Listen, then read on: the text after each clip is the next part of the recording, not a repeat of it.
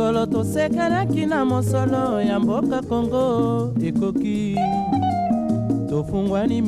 Très chers téléspectateurs de la RTNC 3, la chaîne institutionnelle, bienvenue à votre émission politique et société. Chers téléspectateurs, aujourd'hui, parce que le rôle de la télévision est non seulement d'informer, mais également de former. Et c'est dans ce cadre que nous allons mettre notre cap aujourd'hui vers le territoire d'Idiofa. Nous sommes là dans la province du Kwilu, l'ancien espace Grand Bandundu. Comme je vous ai dit, cette émission est présentée en bilingue. Aujourd'hui, nous recevons deux jeunes. Il s'agit de monsieur Jean Dédié Mutumbu et monsieur Hervé Wamba.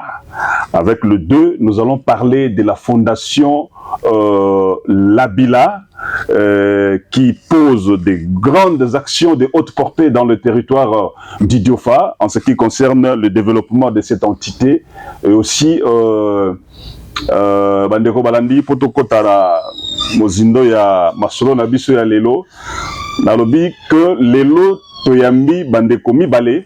Il s'agit ya ndeko Jean Dédié Mutumbu et puis ndeko Hervé na bango mibale toko beta masolo ya fondation Labila oiza kosala makambo minene na Idiofa po parti ya mboka wana ya mboka na biso République démocratique du Congo ezala développé na yango nyonso wana ezali sous l'impulsion ya Yemei bazobenga ye l'incarnation de la jeunesse. Donc mokumba ya jeunesse à Idiofa ezana mutu na ye, il s'agit bien de mettre Papi Labila bazobenga ye pe ye moto ya memi mokumba.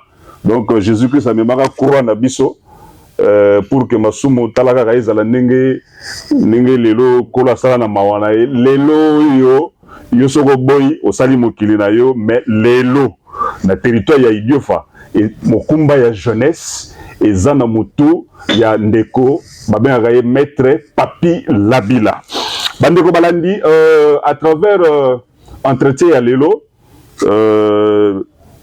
nazo sabino que ndeko Papi Labila asali makambo ya minene koleka lutte contre l'insécurité notamment tozobenga ba phénomène kuluna ba kidnapping ba boye ba insécurité o eza ko kota na surtout na province na biso ba bengi ba mobondo ba boye tout ça et pour na ko maîtriser pour que la police ezala na contrôle ya makambo nyonso et puis peuple wana ya population ya Idiofa a vivre na quiétude oyo ba lobaka na lopoto Papi Labila azongi atalisi malobi te nga za na charge ya mokumba ya jeunesse ya Idiofa na yango azui ba moto apesi na la police pour permettre bango na mobilité ba meka kolandela sécurité ya parti ya mboka na biso o babengi na territoire ya Idiofa.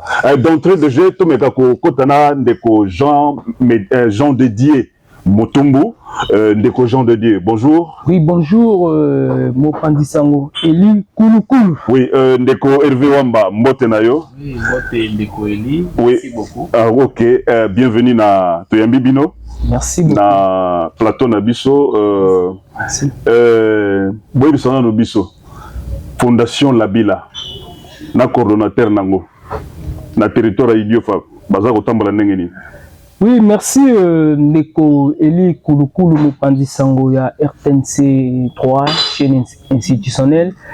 Napesio merci mingi ngai naza éditeur ya magazine Le Devenir d'Afrique. Naza pe na kati ya fondation Jean-Marie Labila.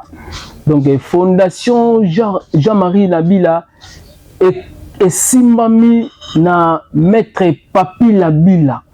O tozobenga lelo za nzete ya malili ya biso bana Idiofa ya jeunesse ya Idiofa mobimba aza nzete ya malili ya jeunesse ya Idiofa.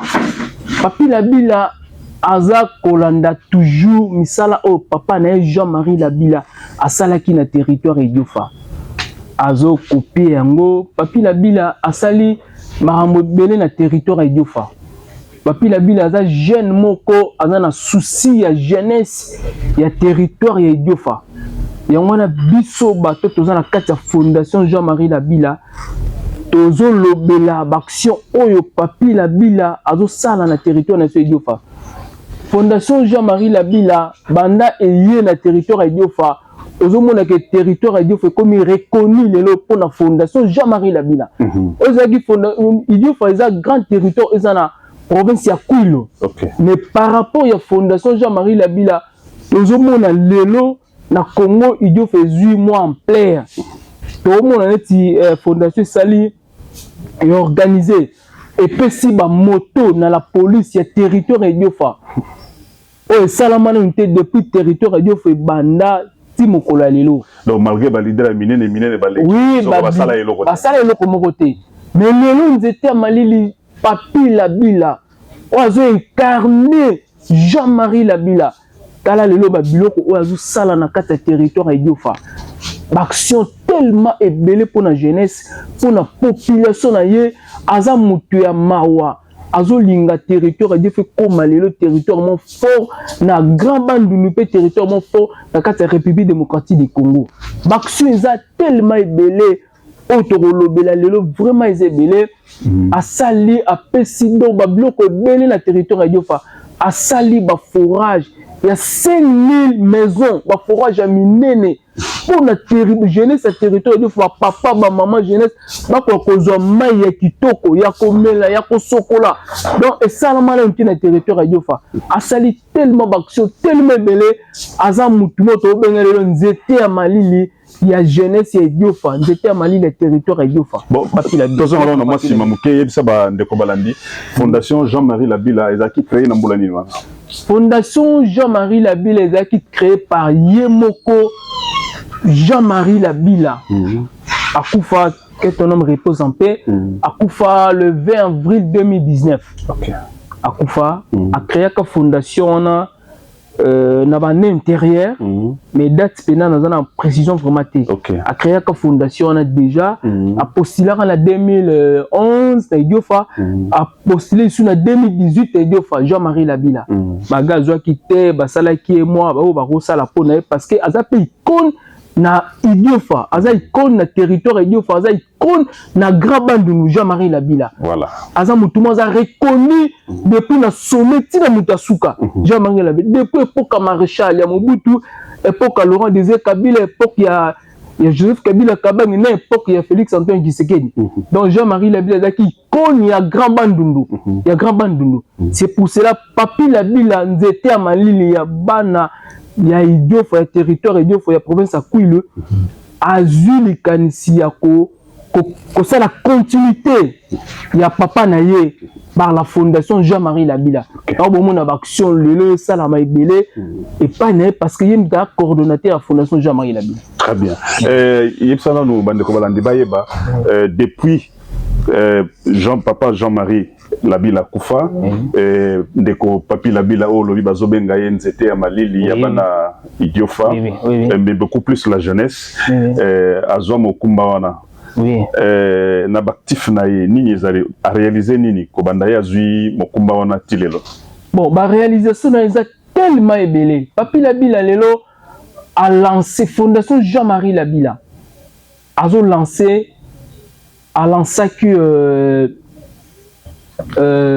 nini travaux ya nzela ingudi Idiofa oh salamana nuté depuis territoire Idiofa ezala territoire Idiofa et salamana nuté et à peu près combien de kilomètres oh ba kilomètres vraiment non toyebi vraiment mais tokoye bango après tokokitati na Idiofa oui tokokitati chers téléspectateurs tozo promettre bino que tokokitati na Idiofa poto la sabino ba réalisation ya ndeko Papi Labila et puis ndenge bandeko bazali koloba action na ye ezali beaucoup plus focalisé sur la jeunesse talagaga ndenge balobaka que la jeunesse c'est l'avenir de notre pays et surtout que le chef de l'État Félix Antoine Tshisekedi Tshilombo a compris déjà logo wana talapeka aza jeune Timelaki déjà Makambango Ndaye a Staline a organisé cadre d'échange. Bino Moko Bomona na parlé du peuple, na stade, partout. Yango Monipe, Ndeko Papi Labila. Et il a compris cet esprit. Balamoko a saisir la balle au bon. Allez, bon. Et on a namoutu ya jeunesse ya Idiofa. Bon, tout continue, Bandeko Balandi. Oui. Na Ndeko Jean dédié Mutombo. Oui, oui. Donc, Nabane Koloba que a lancé travaux, il y a construction, il y a Nzela. Oh, Salaman unité depuis le territoire de Banda. Ils ont mettre Papi Labila. La fondation Jean-Marie Labila. Très bien. Dans la fondation Jean-Marie Labila, il y a l'action belé dans le territoire de Diofa. Dans le but, il y a Malili, il y a jeunesse, il y a territoire de Diofa. Ok. Mais dernièrement, tout le monde a été beaucoup de PCA et à Kobil, M. Thierry Mossenepo. Et il y a un objectif de la rencontre. Donc, rencontre la PCA Thierry Mossenepo, pour la likanisi na ye, tellement ils à Malili, non, non, territoire dans les Diofa. Il fallait une station comme dans le territoire de Diofa. Et Zalana noté, mais Papi Labila, Fondation Jean-Marie Labila, et Sololi, na Moutoza, il conduit à Makambi à station, bazo qui nous retient à station, plus de 10 stations dans le territoire de Diofa. Oh, le loba na Diofa, nyonso ba papa ba mo sepela na likanisi wana ya Fondation Jean-Marie Labila, bando so ba carburant on ne sala matin na ba territoire mususu. Donc Papi Labila maramba o sala pona batu tela ko batu mususu ba fana na ville Kinshasa. Balobi jour élection na Diofa, batu ba ko futa ba billet na bango. Très bien. Ba futi ba balongo na Kinshasa ti na territoire ba ke boté ka Papi Labila. Très bien. Mais ba fana na Kinshasa, jeunesse Kinshasa. Ba ko futa ba billet na ba ko zo ba mati ba biski Kikuti Diofa, Bakeneka ko voter Papi Labila Ozanzete à Malili. Et ça la mananute. Très bien. Donc nous te Kinshasa, nazo kababa sangwana mingi pour biso na kata Fondation Jean-Marie Labila. OK. Donc ça vraiment avec ça la ebele na kata territoire na Diofa, Papi Labila. OK. Ndeko Hervé Wamba na oyo Ndeko Jean de Dieu Mutumbo alobi yo ko baksani.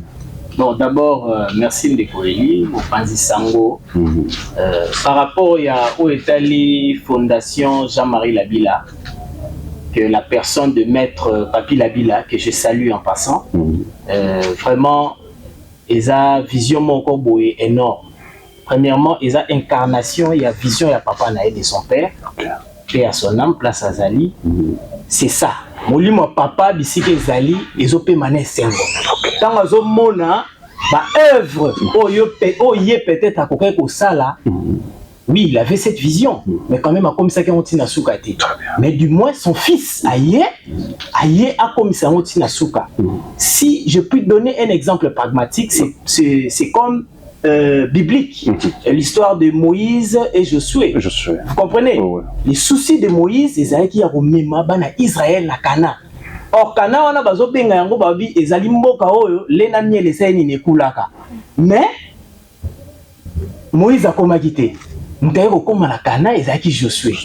Zolanda. Donc c'est-à-dire Moïse a ta place à Koufaki, na bakambo Josué sali place à Zali pas à Osepela. Et surtout que vous avez plan Nzambe. Effectivement. C'est pour dire que Jean-Marie Labila et Papi Labila ont marché de pair. Donc il avait vraiment ces soucis-là de redorer l'image de la vision de son père. Il a fait tant de choses. Torokitana on a Idiofa, Romona. Est-ce que vous pouvez imaginer na Idiofa lelo, on parle de guest house, donc Papi Labila, Maître Papi Labila, a tourné banda ou peut-être Batsuki Baye, bazala loger na bisika ya bien. Donc lelo yo, ce qui me conduit mboka son excellence Félix Antoine Tshisekedi Tshilombo a lobby à Kitana Idiofa, donc à Goulala na Kimia. Mais oui. Délégation na Bazana Kimia et puis Bazongi na Kimia. Oui. Donc, ce sont des personnes pareilles que nous, en tant que jeunes, nous devrions soutenir, puisqu'il incarne la vision même du chef de l'État. Puisque le chef de l'État, notamment Outiko Lobayango, chef de l'État a solo la jeunesse, chef de l'État a parlé à la jeunesse, chef de l'État a zana pour ça travailler la jeunesse. Papi Labila marche de pair.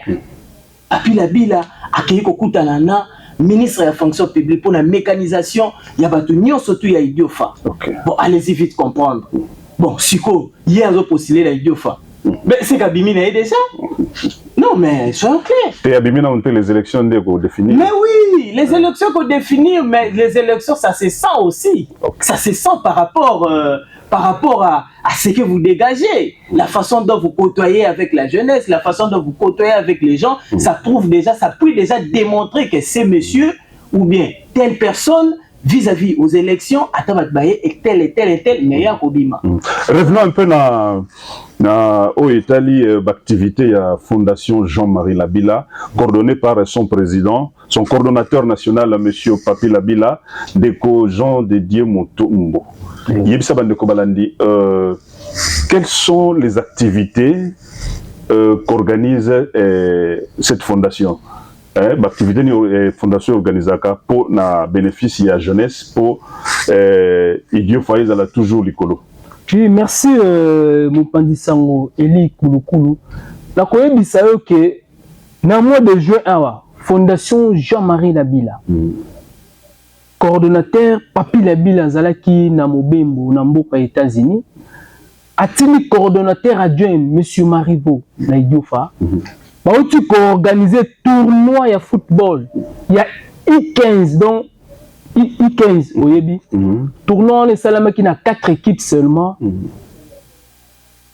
Final, les Salama qui le 30 juin, jour il y a indépendant en Boka, la République démocratique du Congo. Donc, si coupe na administrateur à territoire Idiofa, après si jeunesse soit na coupe, après si motivation. Donc, Fondation Jean-Marie Labila a organisé Marambo Belé, la jeunesse. Na mois de mai, na mois de juin, il y a né au 2023. Il a organisé Marambo Belé, mais c'est lui Kouloukoul. Donc, ce coordonnateur Azalaki, na Mobembo, Libanda, États-Unis, mais Fondation Salaka Kaba, œuvre d'action Belé, na territoire et pour la jeunesse. Donc, et puis, na stade, il y a Papi Labila, Ozan Zete à Malili. Na stade, na yé. Asali ne Idiofa.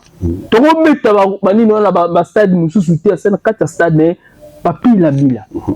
Bandeko Balandi kaka ndenge ndeko Jean de Dieu Mutumba uti koloba ezo utande na munoko na bango. Biso tozawana tozana bino pour bien comprendre que toza toujours na service na bino balobi que Fondation Jean-Marie Labila na coordonnateur nango Papi Labila bazape na secteur ya agriculture.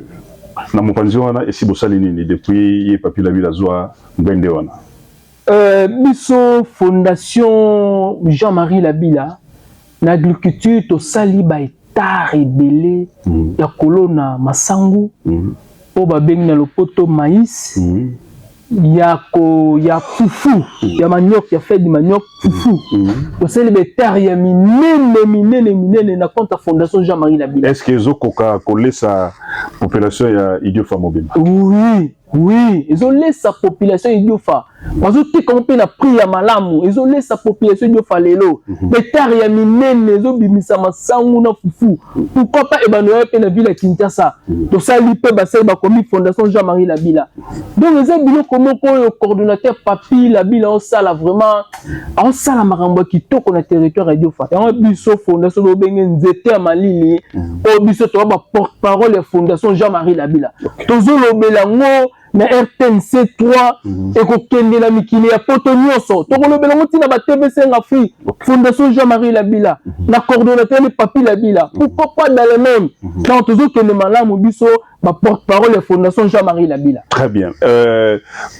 To meka ko changer sujet moi mouké le 20 décembre CENI a convoqué électorat. Bon, il a mis qui organisé qui dépôt la candidature na o Italie députation nationale et puis CENI na mayele naye azo qui sous a bakisi une semaine pour que a permettre ba bazaki na moins retard va déposer la candidature na bango pour monter le baté que o ngai naye bakité. Mais na yango est-ce que maître Papi Labila aza candidat kuna na Idiofa? Oui, maître Papi Labila nzete Mali les a candidat na Idiofa. Okay. Candidat na Idiofa, na territoire Idiofa. OK, il y a na compte parti nini? Parti na nous to toyebisi na population na biso ya territoire na Idiofa te. Biso tokende kaka na système matindika chakal bayebi na te. Biso tokende kaka ko déposer candidature na biso bakoyeba kaka bana Idiofa bakoyeba après que maître Papi Labila coordonnateur à fondation Jean-Marie Labila a postuler na parti tel regroupement tel mais là nous tolobi te. Très bien. Oui. Na yango tomoni pe pour l'actualité oblige hein. Tomoni lelo mboka na biso sous l'impulsion peu leadership il y a chef de l'État Félix Antoine Tshisekedi Tshilombo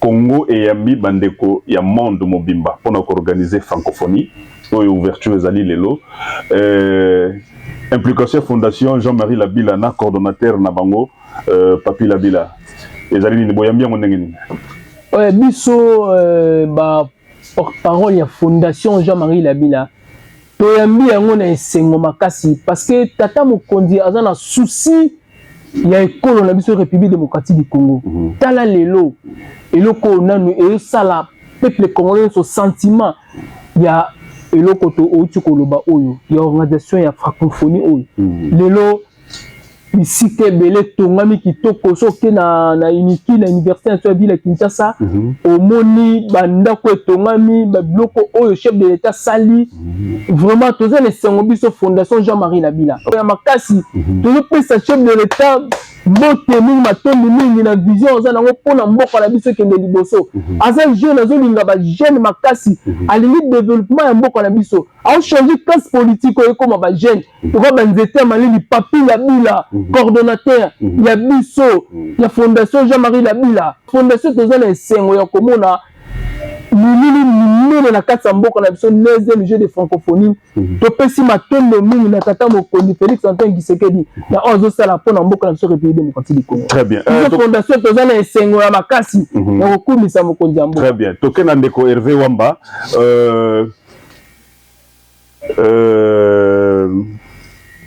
Malobi ndeko Papi Labila oyo azali coordonnateur national ya fondation Jean-Marie Labila aza ko a intérioriser vision un chef de l'État le peuple d'abord. Balobi et pas na yeso ki alali Idiofa alamuka Idiofa yebisana bandeko balandi na cadre oyo ya social wana ndeko Papi Labila abakisi suni na likolo ya oyo bino bolobi nini asali na Idiofa oyo bandeko balandi bayoki te ndeko Eli d'abord nazo pesa merci mingi na ndenge oyambi biso émission na yo elongo nga ngina lobela bandeko eza que ndeko Papi Labila ye aza coordonnateur national ya fondation Jean-Marie Labila. Très bien. Alors aza coordonnateur national, cela veut dire que makamamala moya zo sala peut-être to citer Idiofa mais zaka Idiofa te. Très bien. Puisque aza mutu avivarana batu, c'est un socialiste. Vous savez que c'est qu'un socialiste, non? Ouais. Donc ye aza ndenge moko na chef de l'État ngazala. Le président de la République Félix Antoine Tshisekedi Tshilombo boti ko énumérer d'exemple awa de quoi lobby pour la marambotali francophonie tout dans les mingi puisque on peut tout dire mais lelo tala stade de Martin ndenge komi tala verme ndenge komi tala alors on a etali ndeko Jean-Marie Labila vraiment il a beaucoup à faire et puis agenda na eza marambo belé ou peut-être awa to ko loba yango te. Il faut nanu et salama après tout ya koloba peut-être na minute oyo et salami je dirais peut-être à 70%. Mais le quoi to linga barre za la likolo les moyens que to lobela ngo la minute oyo exactement. Mais à ce que je sache na ko etali la personne de Maître Papi Labila c'est vraiment une bonne personne. Donc, il sait compatir avec les gens. Il comprend les soucis des gens. Il est vrai, de la jeunesse, mais ce n'est pas seulement la jeunesse. Puisque là-bas, il dit au fait, ma maman, tout ça, papa. Voilà. Mais tant que la jeunesse, c'est parce que la jeunesse n'est pas ça, l'effort, il y a mboka ya lobby. Ok. Donc, ndeko Eli, et là, on a quoi loba, et ça que le coordonnateur Papi Labila, c'est vraiment une personne qui a qu'à soutenir. C'est vraiment une personne il y a que Soki jeunesse à la jeunesse morobo avérée vis-à-vis à Moutabongo à Oteka Maboko. Donc c'est ce que j'ai pu dire. D'accord. Deko Jean de Dieu Mutumbu, l'ilobano ya Soukezani par rapport à Masolo Tosolo Lelo. Merci Ndeko Kulukulu, na pesio merci na ningo yambi biso bapandisango oyo tolobelaka Fondation Jean-Marie Labila oyo toza na kati ya Fondation Jean-Marie Labila to pesio merci na ningo yambi biso lelo ngai na ndeko nanga Hervé Wamba. Vraiment na repesa coordonnateur na biso Papi Labila nzete ya malili mbote ya mingi pesaza na batu nyonso oyo batravaillaka na Fondation Jean-Marie Labila na pesi bango mbote na cordon ya Dieu Marivo bangi na pesi mbote. Donc biso na Fondation Labila tozo travailler toujours na musala ya kosala pona kosunga bana ya Idiofa, territoire ya Idiofa, ya province ya Kwilu, ya Grand Bandundu. Donc, dans la minga olobate, to continuer les missions, to kene na Idiofa, tango yemoko excellence de Malili Papi Labila, a kokene Idiofa ko déposer candidature na ye, ne to rozala ensemble na ye na territoire ya Idiofa, yemoko komo na territoire ya Idiofa ko nema ko yambaye, ko senti Fondation Jean-Marie Labila na territoire ya Idiofa.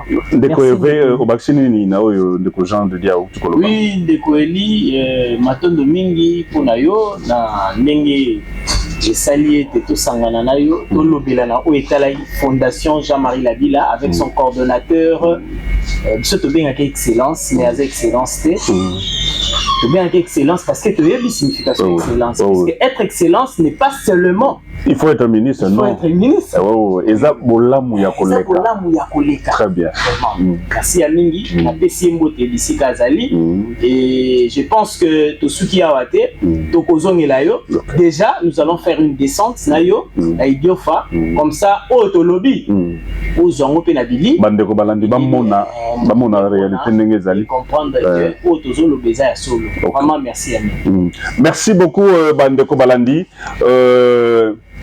Na ezana masolo wana nde tosukisi entretien na biso ya lelo na bameni maloba ya Fondation Jean-Marie Labila oyo kambami na ndeko Papi Labila coordonnateur national bazobenga ye bino moko boyoki ye bandeko balandi nzete ya malili biso tobakiselaki ye bokumba oyo José amemaka croix wana tobengaka yesu ya memi croix ya jeunesse ya territoire ya Idiofa bandeko balandi allez-y comprendre na yango boyuti kolanda ndenge ndeko Jean de Dieu na ndeko Hervé Wamba balobi surtout oyo nga na simi makasi eza insécurité po bino moko boyuti koloba lutte contre l'insécurité boyuti koyoka apesi ba moto na la police po bazala na contrôle bazala mobile balande la sécurité pour que bana Idiofa ba vivre na kimia donc côté wana biso pe topesi ye coup de chapeau na cadre ya émission na biso.